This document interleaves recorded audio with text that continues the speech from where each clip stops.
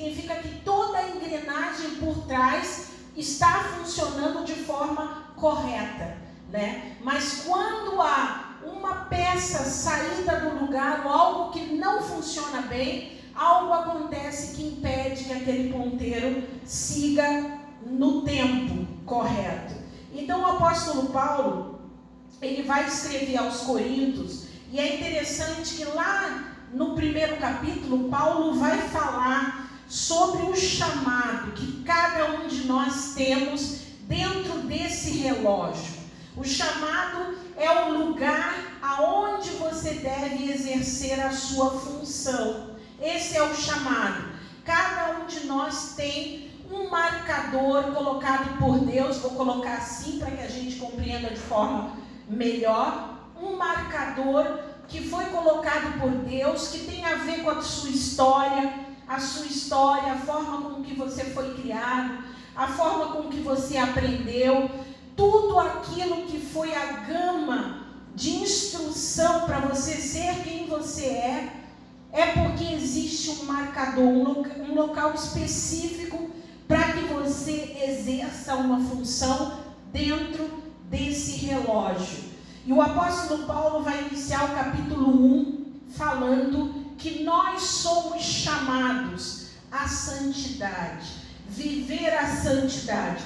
Paulo também vai dizer que nós fomos chamados a nos unirmos a Cristo, no capítulo 1. E por último, no capítulo 1, ele vai dizer que se nós somos chamados à santidade e a nos unirmos a Cristo, automaticamente essas duas coisas vão nos levar a glorificar a Deus.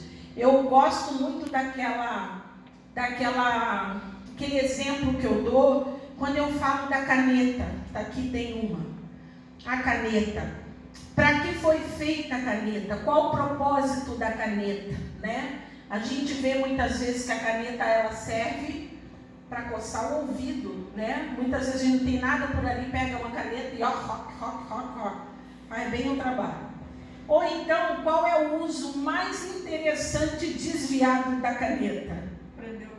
Prender o cabelo.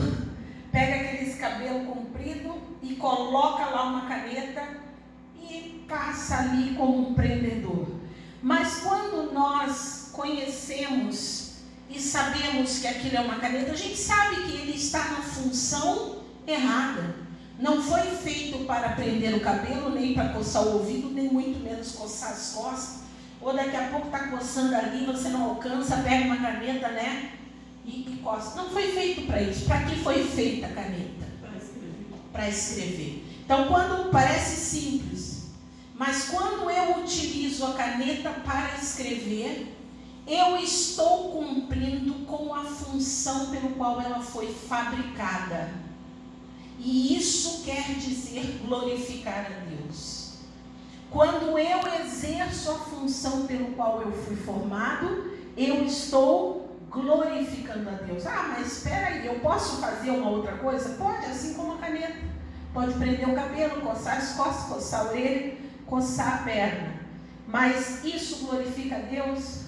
Não, porque ele não está exercitando a função pelo qual ele foi criado. Dá para entender? Então Paulo vai nos mostrar no capítulo 1 que fomos chamados à santidade, fomos chamados a nos unirmos a Cristo, e isso fará com que nós glorifiquemos a Deus. Já no capítulo 2 de 1 Coríntios, ele vai dizer que o Evangelho envolve a morte de Cristo. Cristo morreu e esta é a base do Evangelho. Essa é a base da nossa fé. E essa morte de Cristo, ela não foi sem propósito. Ela teve um propósito definido. Cristo não foi pego de surpresa e foi assassinado.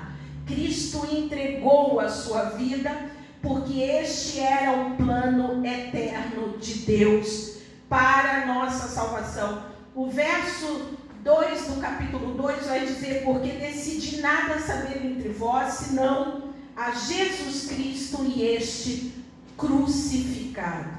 Então a base da nossa fé está justamente posta na morte e ressurreição de Cristo. É interessante também que no capítulo 2, Paulo vai falar que é através do Espírito Santo que a palavra é revelada. O Espírito Santo utiliza a palavra de Deus para revelar os propósitos de Deus. Isso também ele vai nos trazer. Mas veja só, quando nós chegamos no capítulo 3, Paulo vai apresentar a igreja como uma engrenagem importantíssima para o funcionamento do propósito que Deus tem. E olha só, lá no capítulo 3, ele já inicia mostrando do verso 1 ao 4 o seguinte: eu, porém, irmãos, não vos pude falar como a espirituais, e sim como a carnais, como a crianças em Cristo. Leite vos dei a beber, não vos dei alimento sólido, porque ainda não podíeis suportá-lo, nem ainda agora podeis, porque ainda sois carnais. Porquanto havendo entre vós ciúmes e contendas, não é assim que sois carnais e andais segundo o homem? Quando, pois, alguém diz, eu sou de Paulo, e outro, eu de Apolo, não é evidente que andais segundo os homens? Paulo está mostrando, através dessas palavras, que os crentes da igreja de Corinto estavam sofrendo de um terrível mal chamado imaturidade. Aquela igreja estava tendo problema com imaturidade. E isso é demonstrado por algumas razões, e eu quero mostrar duas aqui. A primeira delas é o alimento. O alimento que eles estavam recebendo ainda era leite. E veja como é que ele diz isso. Ele diz, eu, porém, não vos pude falar como espirituais, e sim como a carnais, como a criança em Cristo. Leite vos dei a beber, não vos dei alimento sólido. Então ele já no início mostra que de fato há algo que está fora do lugar. Eles deveriam estar se alimentando de algo sólido. É problema beber leite? É problema receber leite? Não. Não há problema algum em tomar leite. Mas então qual é o problema que ele mostra aqui? É que eles realmente, num crescimento sadio, num crescimento no tempo certo, a vida sadia de um cristão inicia com leite e continua, vai, até que começa a alimentação sólida. Na caminhada cristã, o ensino, o fundamento do Evangelho, quando ele é instruído para que as pessoas saiam do leite para o alimento sólido. E é interessante isso, porque muitas vezes a gente vai achar que para a pessoa nova na fé é ensinado uma coisa, e para a pessoa mais velha na fé é ensinada outra coisa. Não, a pessoa nova na fé recebe o mesmo ensino do que a pessoa mais velha na fé. Mas então como funciona? Se a gente for instruir uma criança lá embaixo, ela vai aprender sobre a crucificação, sobre a morte de Jesus, sobre a ressurreição, sobre a salvação, sobre a liberdade em Cristo, os mesmos assuntos, a mesma doutrina. Mas então qual é a diferença? A profundidade com que é passado o ensino. Há uma diferença. Quando se é muito tenro na idade, você não pode falar com profundidade porque não há condição de compreender.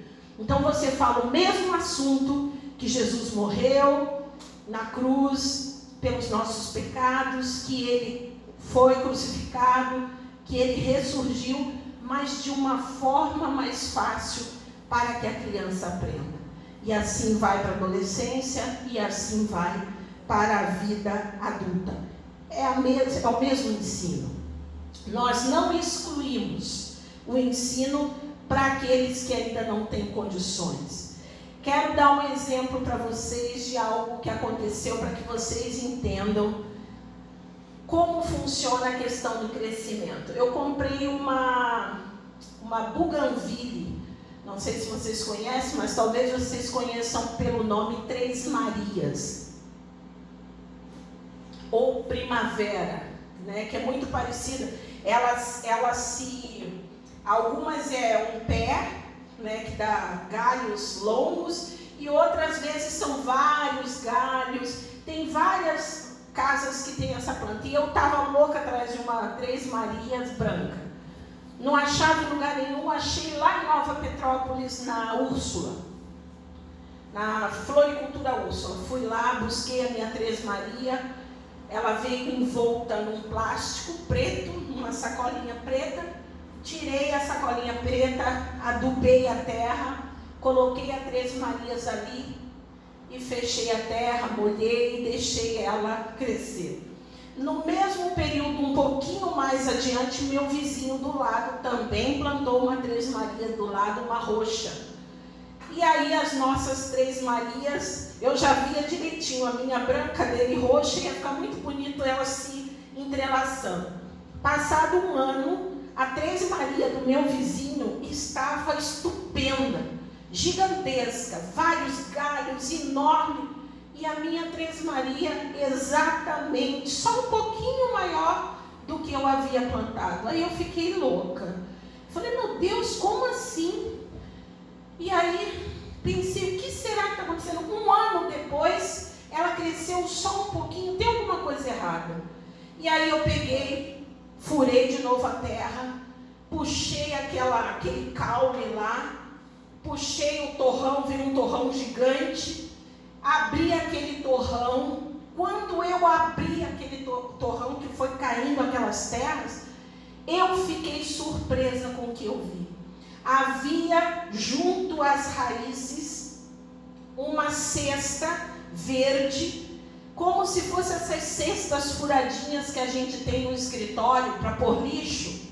Só que, lógico que não tão elaborada, mas ela era uma cestinha toda furadinha que as raízes saíam por entre elas, mas ela prendia as raízes. Aí eu pensei, está aqui o problema do crescimento.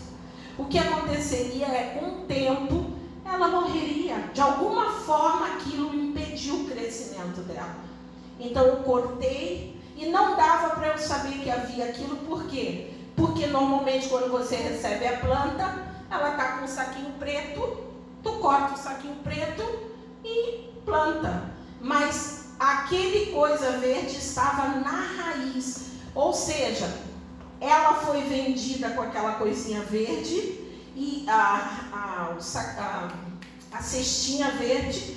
A pessoa que comprou deveria cortar ela para replantar ela no saquinho preto, e não fez isso. Eu acho que de alguma forma cresceu bastante, fez torrão, a pessoa olhou, viu só que era terra e colocou dentro do saquinho preto e saiu vendendo.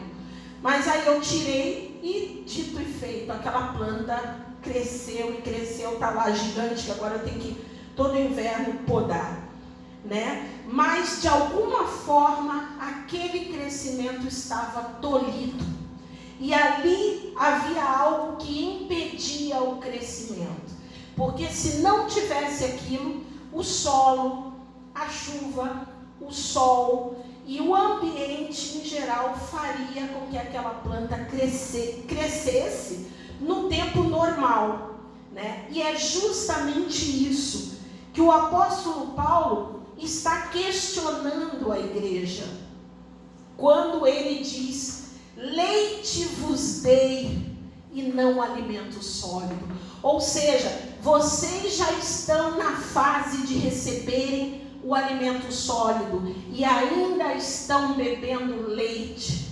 Aonde é que está o problema? Aonde que está a dificuldade?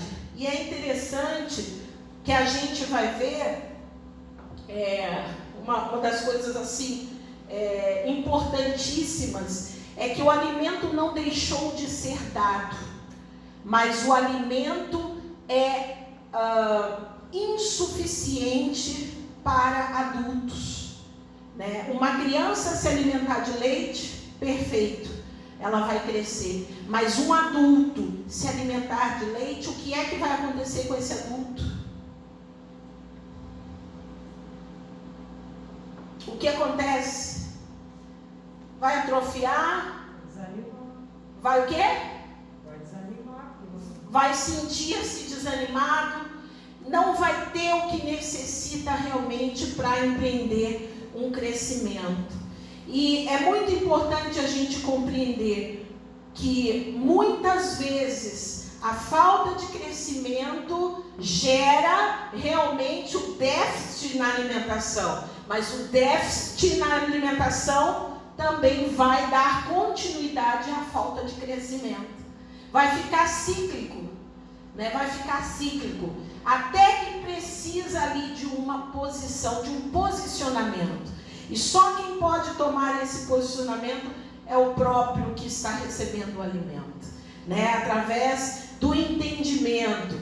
E é isso que nós vamos ver isso lá em Hebreus. Quero que você leia, abra sua Bíblia em Hebreus, capítulo 5. Nós vamos ler 4 versículos. Olha que interessante. Nesse livro vai também falar sobre essa questão, mas vai aprofundar um pouquinho mais. O texto diz assim: a esse respeito temos muitas coisas que dizer e difíceis de explicar. Porquanto vós tendes tornados tardios em ouvir. Veja bem, tardios em ouvir, pois com efeito, quando devíeis ser mestres, atendendo ao tempo decorrido, tendes novamente necessidade de alguém que vos ensine de novo quais são os princípios elementares dos oráculos de Deus. Assim vos tornaste como necessitados de leite e não de alimento sólido. Aqui o texto já vai nos mostrando o principal problema, o tardio, o retardo no crescimento, necessitando do leite, vem primeiramente do ouvir, tardios em ouvir, ou seja, é falado e parece que há um entroncamento, que aquelas palavras chegam tardiamente no ouvido. Mas é interessante que ele vai continuar falando, e isso causa esse efeito. Quando eles deveriam ser mestres, eles estão, passado o tempo decorrido, eles estão necessitando que alguém ensine as bases da doutrina, dos princípios elementares, ele diz, dos oráculos de Deus. No 13, diz assim: ora, todo aquele que se alimenta de leite é inexperiente na palavra da justiça, porque é criança.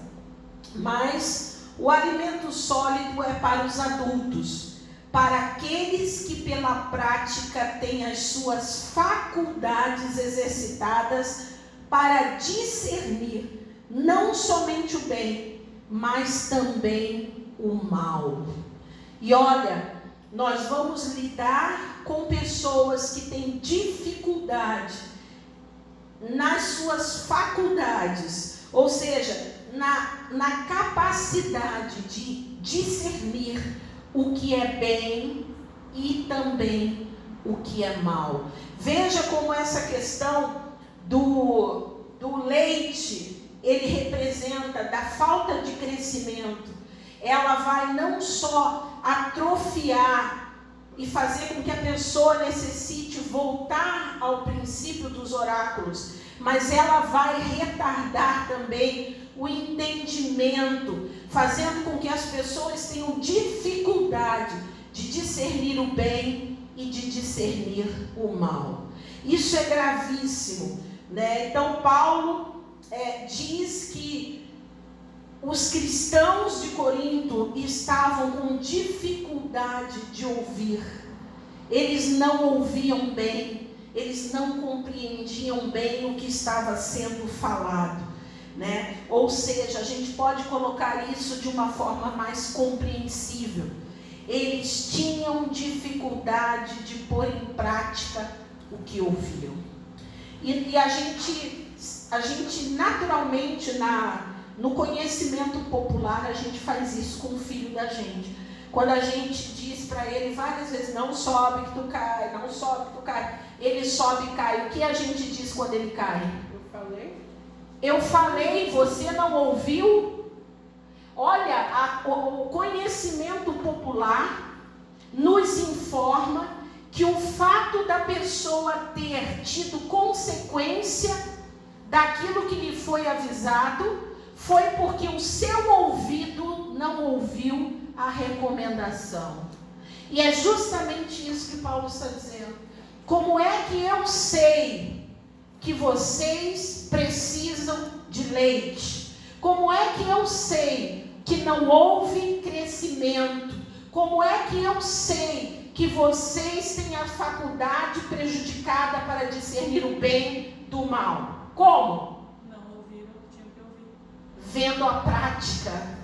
A prática de vida deles mostrava isso. Então nós podemos olhar e ver pela prática de vida que faltou ouvir. Que a dificuldade de ouvir é uma das coisas principais. Segunda razão que Paulo vai mostrar está no verso, ali no mesmo verso, só que agora nós vamos olhar de uma forma diferente. Veja que interessante. Leite vos dei a beber, 2-4. Leite vos dei a beber, não vos dei alimento sólido, porque ainda não podíeis suportá-lo, nem agora podeis, porque ainda sois carnais. Porquanto, havendo entre vós ciúmes e contendas, não é assim que sois carnais e andais segundo o homem? Quando, pois, alguém diz, eu sou de Paulo, e outro eu de Apolo, não é evidente que andais segundo os homens? O que está acontecendo aqui? Eles estavam dentro da igreja criando facções, partidarismo. Eles estavam elegendo os favoritos, né? E no finalzinho, Paulo, não é evidente através das vossas ações, não é evidente que andais segundo homens? Ou seja, quando nós estamos dentro da igreja e nós, esse é meu preferido, aquele é meu preferido, eu sou o tal, eu sou... Esse estilo de relacionamento, ele demonstra imaturidade e carnalidade, né? E o apóstolo Paulo reprova terminantemente isso. Na verdade, ele vai nos mostrar que a igreja é o meio pelo qual o Senhor trabalha e ela não comporta partidarismo. Não pode haver partidarismo e eleição dos favoritos. Lógico que a gente gosta, né? Se você vê vários pregadores, você vai dizer, eu gosto mais desse. Mas eu não vou me levantar, por exemplo, é fulano que está pregando? Eu saio. Eu não gosto de ouvir essa pessoa, né? Como muitas vezes a gente vê por aí, né? A gente só recebe se for de fulano. A gente só ouve se for fulano falando, né? Hoje ainda eu estava vendo um negócio no Netflix que fala sobre comida. E aí uma pessoa que tinha um trailer falava que ela colocou uma amiga para trabalhar junto e os clientes rejeitavam essa amiga e falavam, não, eu quero ser recebido por fulano, eu quero ser atendido por fulana. E aí ela disse que para ela foi uma dificuldade muito grande, porque as pessoas rejeitavam, só queriam que ela atendesse, né? Mas o negócio cresceu e precisava que ela fizesse outras coisas e colocasse alguém para auxiliar. E muitas vezes nós agimos assim. Nós fechamos a possibilidade de receber ajuda de outro porque nós elegemos o nosso preferido, sendo que isso é sinal de imaturidade. Que insegurança, né? De receber auxílio de outra pessoa. E aqui Paulo vai realmente rejeitar isso e dizer que não concorda e mostrar que isso é um sinal de imaturidade. Segunda coisa que a gente vai ver aqui, terceira coisa que a gente vai ver aqui, é que ele fala que o evangelho é o meio pelo qual Deus trabalha para produzir frutos. Olha lá no verso de 5 a 9. Olha que interessante esse texto. Usando ali a mesma desculpa e a mesma fala que as pessoas imaturas utilizavam, ele vai utilizar então agora para ensinar a forma correta. Ele diz: quem é Paulo? E quem é Apolo? E quem é Paulo? Servos por meio de quem crestes, e isso conforme o Senhor concedeu a cada um. Eu plantei, Apolo regou, mas o crescimento veio de Deus, de modo que nem o que planta é alguma coisa, e nem o que rega, mas Deus que dá o crescimento. Ora, o que planta e o que rega são um, e cada um receberá seu galardão segundo o seu próprio trabalho. Porque de Deus somos cooperadores, lavoura de Deus, edifício de Deus sois vós. Aqui o mais importante não é quem eles são, mas qual a função que eles exercem. Quando a gente olha para o relógio, te importa saber qual é a peça ali mais importante? Vamos então para ela. A peça mais importante, que é o controlador, que é aquela peça maior que vai fazer o movimento, ok? Mantemos essa peça mais importante e vamos para uma que não tem muita importância e vamos tirá-la. Elege qualquer uma ali que é a menos importante, tira. O que vai acontecer? Não vai funcionar. Não vai. Porque a engrenagem, ela necessita das peças mais importantes e das menos importantes. Todas elas configuram uma engrenagem e farão o exercício do funcionamento do relógio. Aqui o texto vai nos mostrar, e Paulo vai nos mostrar, que não é importante saber quem é Apolo ou quem é Paulo, mas na verdade saber qual a função que cada um exerce. Não importa a colocação, fulano é o fulano de tal, não importa. Importa saber que ele tem uma função dentro dessa engrenagem. Eu diria para você assim, nesse relógio aí, que é o evangelho, a minha função é ser a cadeira. Eu sou a cadeira. Qual é a minha importância? Mas eu sou uma cadeira, gente. Uma cadeira de couro, com o assento com molas ensacadas, com a espuma que é utilizada, ela é injetada.